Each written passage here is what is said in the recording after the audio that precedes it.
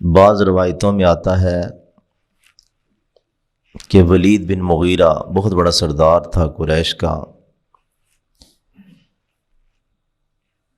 خالد بن ولید کے والد، تو سمجھدار تھا، اس کو دین حق کی حقانیت کا پتہ لگ رہا تھا،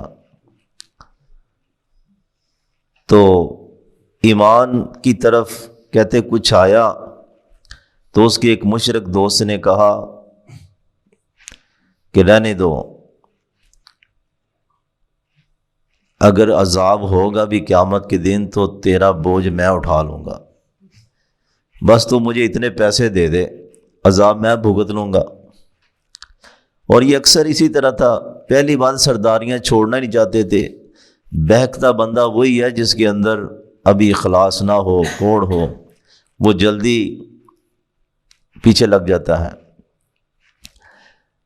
کہتے پیسے کچھ اس نے دیے، ایک ہی قسط دی، بعد میں اس نے بھی روک دیا،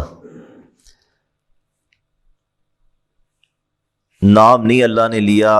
اور یہ اکثر اسی طرح، کیونکہ آخرت کے بارے میں ایک گمان تھا نا کہ جس طرح دنیا میں پیسے دے کے ہم کام کرا لیتے ہیں ادھر بھی کام کرا لیں گے،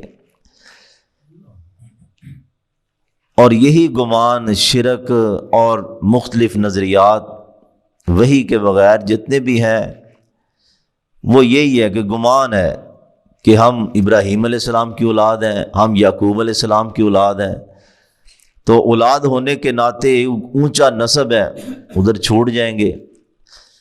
اسی طرح فلاں شہید ہو گیا یا سولی پہ چڑھا دیا گیا، بس کفارہ ادا ہو گیا۔ یہ جتنے بھی گمان ہیں سب ان کے گمان ہیں۔ اللہ رب العزت فرماتے افرأیت الذی تولی، کیا تم نے دیکھا اس شخص کو جس نے منہ پھیر لیا، حق سے، دین سے منہ پھیر لیا۔ وآتی قلیلا، تھوڑا سا مال دیا تھا اس کو، وأکدا، اور پھر روک لیا، اکدا نا چٹان، یعنی کہ پھر روک لیا۔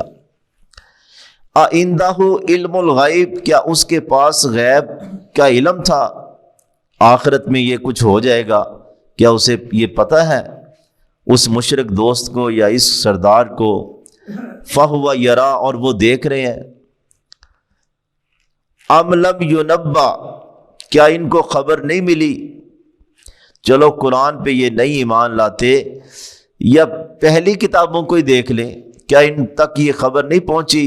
بما فی صحف موسیٰ، جو موسیٰ علیہ السلام کے صحیفوں میں تھے۔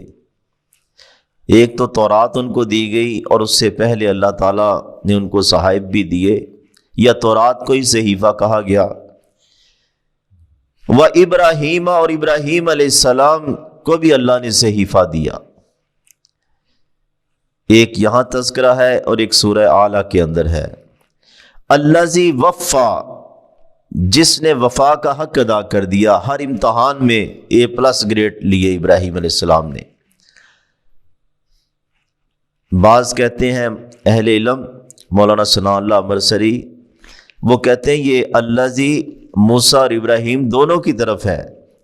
یہ مصول جو ہے مصولہ کہ موسیٰ علیہ السلام نے بھی حق ادا کر دیا بنی اسرائیل کو سمجھانے اور ان کی آزادی کے لیے، اور ابراہیم علیہ السلام نے بھی وفائے حق ادا کیا۔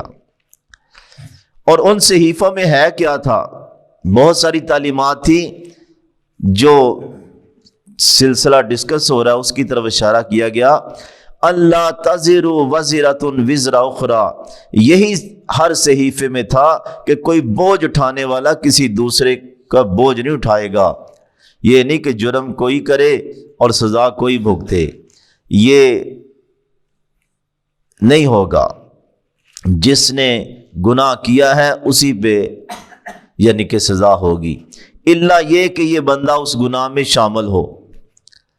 جس طرح رسول اللہ صلی اللہ علیہ وسلم کا فرمان ہے نا کہ بندہ مر جاتا ہے تو 3 چیزیں رہتی ہیں، مال تو اس کا واپس چلا گیا، اولاد بھی، دوست احباب بھی چارپائی اٹھا کے واپس آ جاتے ہیں۔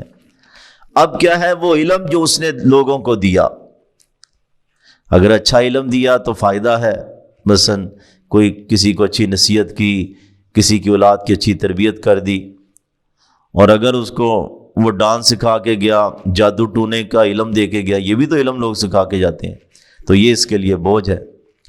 اولاد اگر نیک صالحہ چھوڑ کے گیا، اچھے عقیدے پہ، نمازی، تلاوت کرنے والے، ذکر کرنے والے، تو ایسی اولاد اس کے لیے فائدہ مند ہوگی، کیونکہ اس کا اپنا عمل ہی ہے۔ اور اگر اس نے اپنی اولاد کو حرام کھلایا اور غلط تربیت کی تو اس کے لیے بوجھ ہوگا۔ اسی طرح صدقہ جاریہ، اس نے کوئی مسجد بنا دی، کوئی مدرسہ قائم کر دیا، کوئی ویلفیئر کا سیٹ اپ کھڑا کر دیا، تو اس کے لیے جب تک وہ چلتا رہے گا ثواب ہے۔ لیکن اگر اس نے کوئی سینما بنا گیا، کوئی تھیٹر بنا کے چلا گیا، یا کوئی اور ایسا کام جو اس کے بعد بھی چلتا رہا، تو فرمایا تو یہ کیونکہ اس بوجھ میں، اس گناہ میں شامل ہے، یہ اس کو چلتا رہے گا، ملتا رہے گا۔ باقی جو مشرک کہتے ہیں نا تیری سزا میں بھگت لوں گا، ایسا نہیں ہوگا۔ اللہ سب نے عمل کی توفیق عطا فرمائے۔